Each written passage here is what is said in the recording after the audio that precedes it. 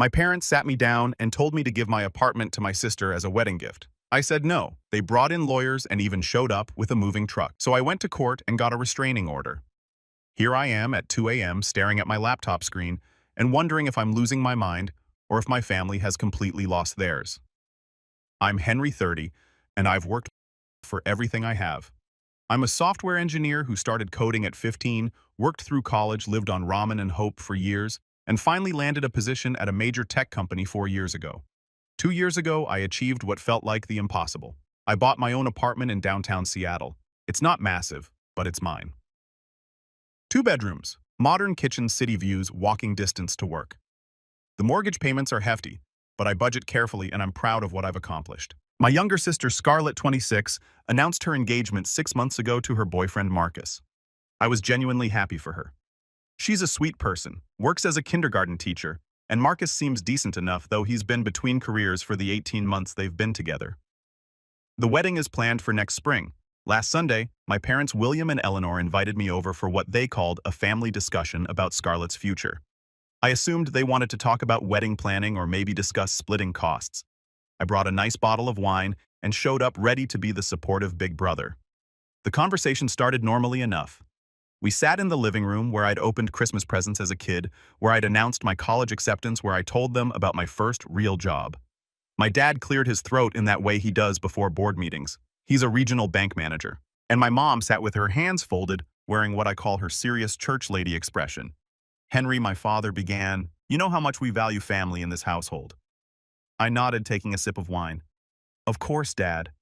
And you know that family means sacrifice, supporting each other, especially during major life transitions." "Sure," I said, though something in his tone made my stomach tighten. My mother leaned forward. "Scarlett and Marcus are starting their lives together. They're building a foundation for a family, for grandchildren."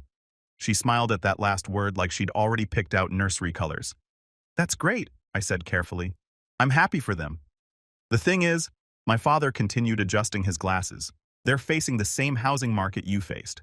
But unlike you, they're dealing with 2 sets of expenses, wedding costs, and Marcus is still establishing his career path." Marcus had been establishing his career path since I'd met him, but I kept that observation to myself. "We've been thinking," my mother said, reaching over to pat my hand, "about what would really give them the best start in life. What would be the ultimate wedding gift from a loving brother?" The tightness in my stomach became a knot. "What did you have in mind?" My father stood up, walked to the mantel where family photos chronicled our lives. Scarlett's graduation. My first day at Microsoft family vacations. Your apartment, Henry. We think you should gift your apartment to Scarlett and Marcus as their wedding present. I actually laughed. It came out sharp and incredulous. You're joking. We're quite serious, my mother said, her church lady expression intensifying. You're single. You have no children. You have an excellent income. You can easily rent something suitable for your needs. But Scarlett and Marcus, they need stability. They need a proper home to start their family. A proper home, I repeated slowly. You mean my proper home? The one I saved for the one I'm paying a mortgage on? Don't be selfish, Henry, my father said, and those 4 words hit me like a slap. You have the means to get another place. They don't. Family helps family. By giving away their largest asset, I stood up, setting my wine glass down harder than necessary. Do you have any idea what you're asking? That apartment is worth over $600,000. I've put $150,000 into the down payment and renovations. I'm still paying the mortgage. The mortgage could be transferred, my father said calmly, as if he'd already researched this, or you could continue paying it as part of the gift. Think of it as an investment in your sister's happiness. An investment, I was practically shouting. No, it's not an investment if I get nothing back. It's theft with a bow on it. My mother gasped. Henry Michael Morrison, how dare you use the word theft about helping your sister? How dare you ask me to give away my home like it's a sweater I've outgrown? The argument escalated from there. They called me selfish, materialistic, unable to understand what real family meant. They said I was choosing things over people, that I'd become too focused on money and status. My mother actually said we didn't raise you to be this cold-hearted. I left without finishing my wine. As I drove home to my apartment, my phone buzzed with texts from both parents' variations on the theme of disappointment, selfishness, and hoping I'd reconsider when I'd calmed down. But here's what kills me. I've always been generous with Scarlett. I paid for her car repairs last year when she couldn't afford them. I covered her rent for 2 months when she was between jobs. I've been saving to give them a genuinely nice wedding gift. I was planning on $5,000 cash to help with their honeymoon or whatever they needed. But my apartment, the place I worked myself to the bone for the symbol of everything I've achieved, they want me to just hand it over because Scarlett's getting married and Marcus can't seem to find a job that suits his creative spirit. I texted Scarlett yesterday trying to feel her out on this insanity. Her response, Mom and Dad said you might be willing to help us with housing. That would be amazing, Henry. Marcus and I have been so stressed about finding a place, so she knows. She knows and she's okay with it. My sweet little sister is perfectly fine with taking my home. Am I crazy here? Am I actually the selfish monster my parents are painting me as? Because right now, I feel like I'm in some alternate universe where working hard and achieving your goals means you owe everyone else what you've earned. I don't know what to do. They're my family, but this feels like a betrayal of everything they taught me about working for what you want, except apparently that only applies until someone else in the family wants what you've worked for. Update 2 weeks later. I wanted to thank everyone who responded to my original post. Your validation helped me feel less insane, though things have gotten considerably worse since then. After I posted, I decided to take a few days to cool off before responding to my parents. I figured maybe they'd realize how unreasonable they were being. I figured wrong. Last Tuesday, I got a text from my mother saying she and Dad wanted to meet me for lunch to discuss everything calmly and work out the details. Against my better judgment, I agreed, choosing a public restaurant to avoid another scene. I arrived to find not just my parents, but also a woman in a sharp business suit sitting at their table with a leather portfolio and a tablet. Henry, my father said, standing with a smile. Like everything was normal. This is Patricia Coleman. She's a real estate attorney who specializes in family property transfers. I stood frozen in the entrance of this upscale restaurant where business lunches happened at every other table, watching my parents attempt to ambush me with legal counsel. You brought a lawyer? I said flatly. We brought a facilitator, my mother corrected, gesturing for me to sit. Patricia has helped many families navigate these kinds of generous transfers. She can make sure everything is done properly, tax efficiently, and fairly. Fairly, I repeated, still standing. Patricia extended her hand, professional and clearly uncomfortable. Mr. Morrison, your parents have explained their hopes for facilitating a property transfer that benefits the whole family. I'm here to explain options, nothing more. I didn't shake her hand. Did they tell you I haven't agreed to any transfer? Patricia glanced at my parents. I was under the impression this was a family decision that just needed structuring. You were misinformed. I turned to my parents. This is unbelievable. You're trying to ambush me into signing over my apartment. Henry, please sit down, my father said, his bank manager voice emerging. You're making a scene. I'm making a scene. I laughed, bitter and sharp. You brought a real estate attorney to lunch to facilitate stealing my apartment, but I'm making a scene. Patricia began packing her things. I think there may have been a misunderstanding about the readiness for my services. Don't go, my mother said urgently, then turned to me with tears in her eyes. Henry, please, just listen to the options. Patricia says there are ways to do this that could even benefit you tax-wise. Benefit me. How does giving away my home benefit me? The capital gains implications. Patricia began, clearly trying to salvage something professional from this disaster, are irrelevant because I'm not selling or transferring anything. I interrupted. This meeting is over. My father stood up, his face red. Henry, if you walk away from this family obligation, what? I challenged. You'll disown me. Go ahead. At least I'll still have my apartment. I left them there. Patricia looking mortified, my mother crying, my father furious. But that was just the beginning. The next day, Scarlett called me crying. Not angry crying, manipulative crying. I know the difference after 30 years. Henry, I don't understand why you're being so cruel. She sobbed over the phone. Marcus and I just wanted to start our lives together properly. Do you hate him? Is that what this is about? Scarlett, this has nothing to do with Marcus. Then why won't you help us? You have so much and we have nothing. You have jobs. You have options. You have the ability to save and work for what you want like everyone else. But why should we struggle when you could help? Mom says family means sacrifice. Mom says a lot of things. That doesn't make them reasonable. So you'd rather see us living in some tiny rental while you sit in your fancy apartment alone. The word alone was wielded like a weapon. My single status has become their favorite ammunition. Yes, I said simply. I'd rather keep the home I worked for than give it away because you're getting married. She hung up on me. Since then, I've received daily texts from my mother about reconsidering your selfishness, email links from my father to articles about family support and generosity, posts on Facebook from my mother about some children appreciating sacrifice more than others. Yes, really. Messages from extended family asking why I'm causing drama during Scarlett's special time. The real kicker. I found out from my cousin that my parents have been telling everyone I promised to help Scarlett with housing and then backed out, making it sound like I'm breaking my word rather than refusing an insane request. Yesterday, Marcus texted me. Marcus, who I've spoken to maybe 10 times total, felt entitled to text me about my apartment.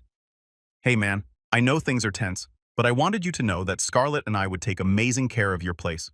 We're not trying to take advantage. We just need a little help getting started. I'm actually in talks for a great position that would let me pay you rent eventually. Think about it. Pay me rent for my own apartment. Eventually, I responded. The apartment isn't available. Good luck with your housing search. He replied, your family is really disappointed in you. Since when does my sister's unemployed fiancé get to speak for my family? I've started looking into security cameras for my apartment. Maybe I'm paranoid, but I wouldn't put it past them to try to show up with a moving truck while I'm at work. I've also password protected all my documents and changed my locks. My parents had a spare key for emergencies. The wedding is in 4 months. I'm starting to wonder if I'll even be invited at this rate. Part of me doesn't care. The other part is furious that I'm being painted as the villain for not giving away my life's biggest accomplishment. I guess I'll update again if anything else happens, though. At this rate, I'm afraid to imagine what's next. Update 2, 3 months later. I genuinely didn't think I'd be back with another update, but the situation has escalated to a point I never could have imagined. After my last update, things went quiet for about 3 weeks. No texts, no calls, no surprise lawyer ambushes. I started to think maybe they'd finally accepted my position. I should have known better. They were just regrouping. It started small. I began receiving mail addressed to Marcus at my apartment. First, just junk mail, then magazine subscriptions, then more official-looking correspondence. I returned everything to sender and texted Scarlett asking why Marcus was using my address. Her response: he needed a stable address for job applications. His current place isn't permanent. I immediately went to my building management and explicitly stated that no one except me was authorized to receive packages or access the building on my behalf. Good thing, too. 2 weeks later, my doorman Carl called me at work. Mr. Morrison, there's a gentleman here with a moving truck saying he's your brother-in-law and needs access to your apartment to drop off some wedding gifts. I don't have a brother-in-law, Carl. That's what I thought. He's being quite insistent, though. Should I call the police? Yes, and get his license plate. It was Marcus, of course, with an actual U-Haul. When confronted by building security and told the police were coming, he left quickly, but not before telling Carl that there was confusion in the family and he'd sort it out with Henry. That evening, my parents showed up at my office building at 6 p.m., knowing when I typically leave. My father stepped in front of me as I exited through the lobby. We need to talk, he said. No, we don't, I replied, trying to move around him. Your sister is suffering, Henry. This stress is affecting her, teaching her relationship, her health. Her stress is self-imposed. She can find an apartment like everyone else. My mother grabbed my arm. Henry, they've already put deposits down based on having housing secured. The wedding venue, the caterer, everything was planned assuming they'd have your apartment address for the invitations.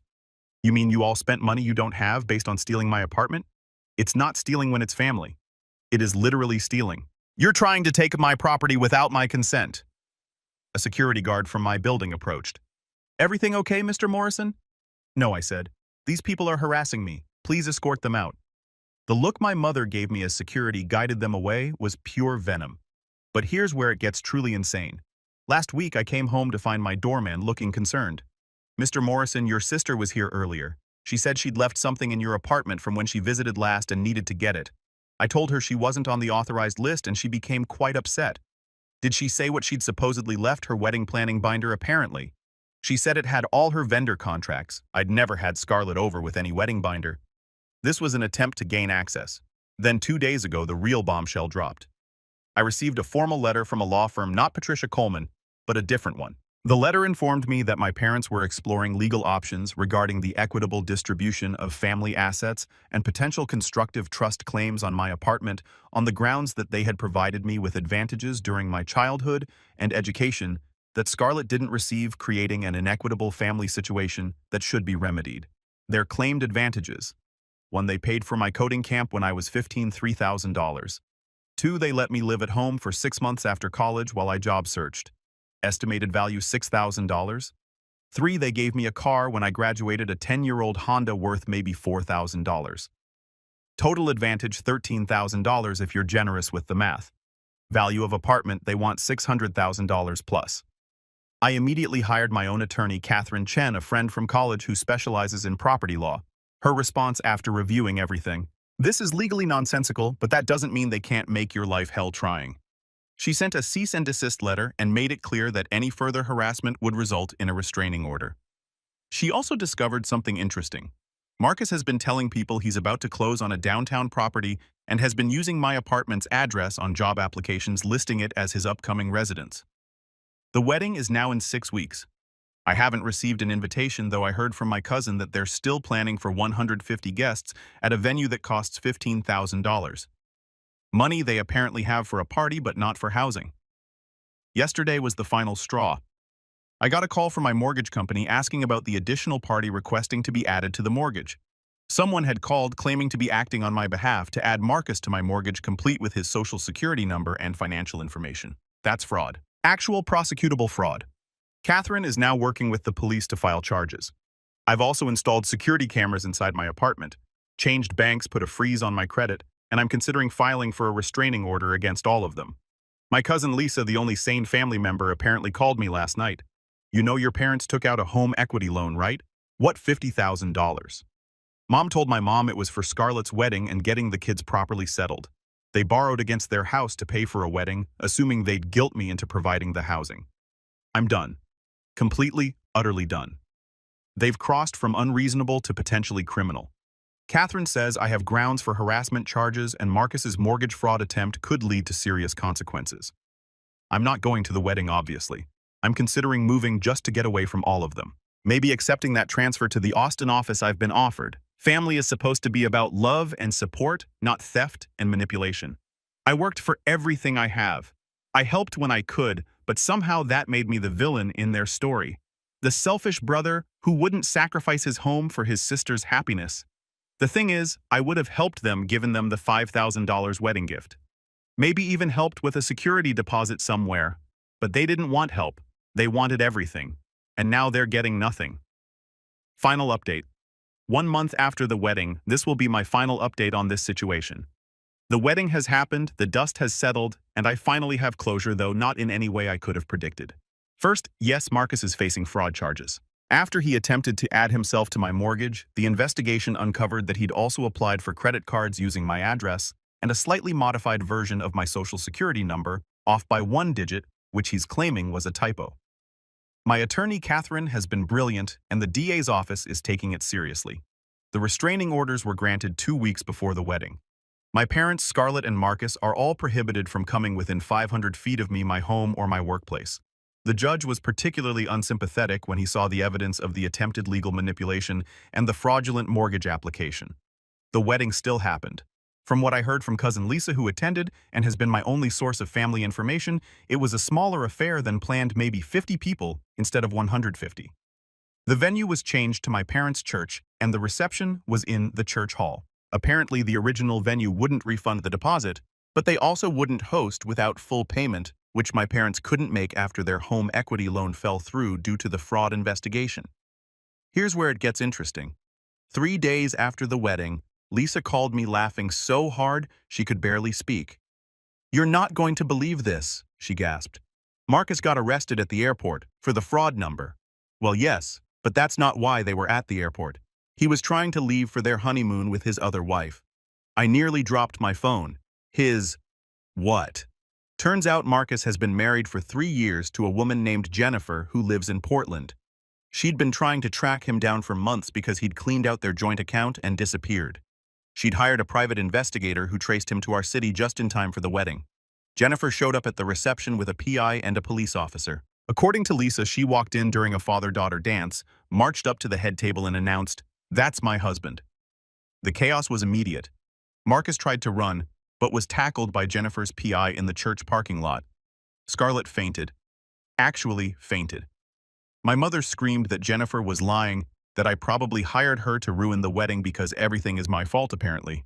My father had to be physically restrained from attacking the PI. But Jennifer had receipts, marriage certificate photos, joint bank statements, text messages, where Marcus talked about visiting his sick mother. He was visiting Scarlett. The police arrested Marcus on the spot for bigamy and the existing fraud charges. The wedding was quite literally a crime scene. It gets worse or better depending on your perspective. Remember that $50,000 home equity loan my parents took out? $30,000 of it went to Marcus directly for wedding expenses and setting up the new household. That money is gone. He'd been sending it to accounts in the Cayman Islands that Jennifer's PI traced but can't recover. My parents are now facing the possibility of losing their house. They can't make the payments on the equity loan.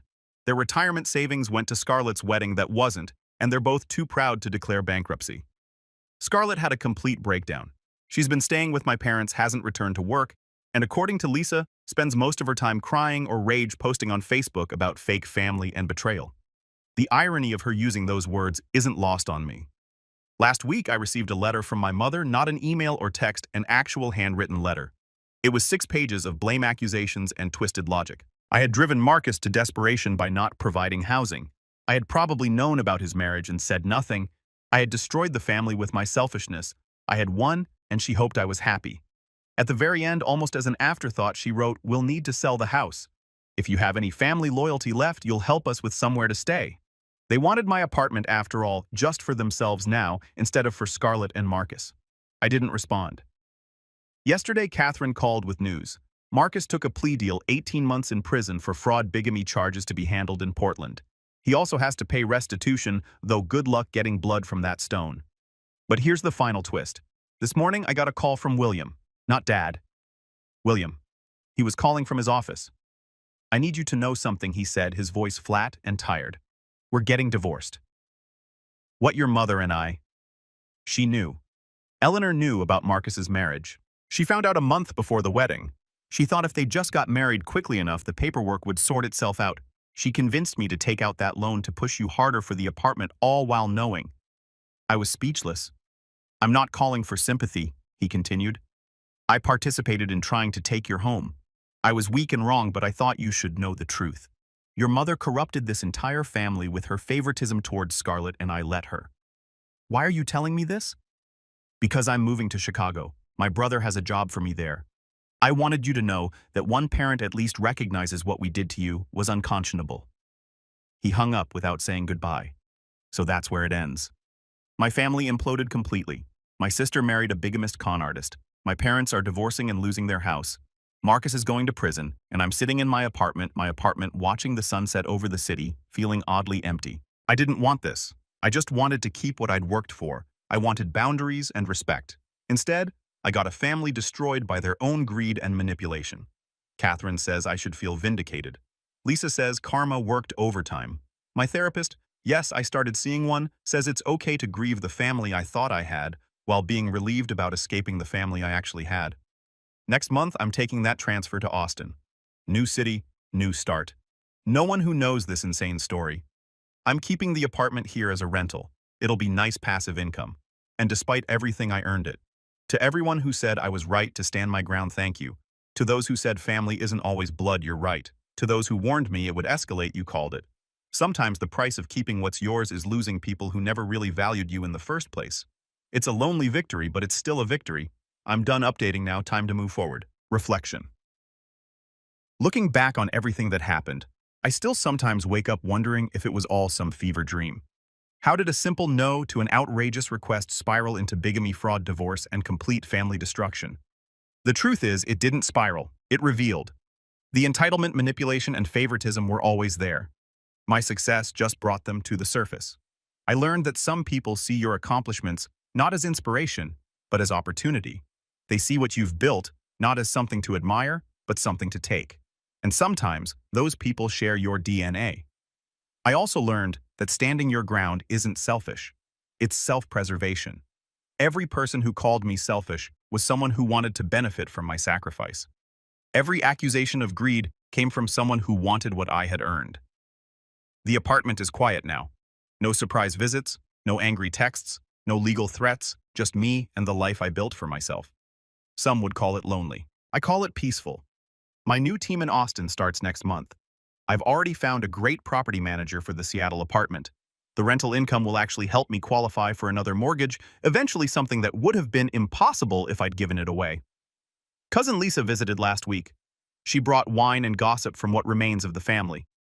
Apparently, Scarlett is working at a different school now and living with our mother in a two-bedroom rental. William is doing well in Chicago.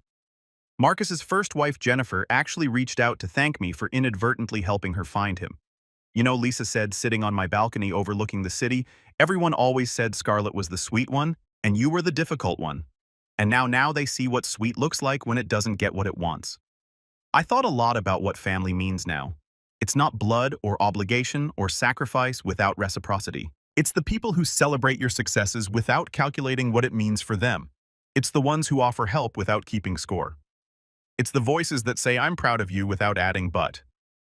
My apartment isn't just walls and a view anymore. It's proof that I can trust my judgment, that I can stand alone when necessary, that what I build can't be taken just because someone else thinks they deserve it more.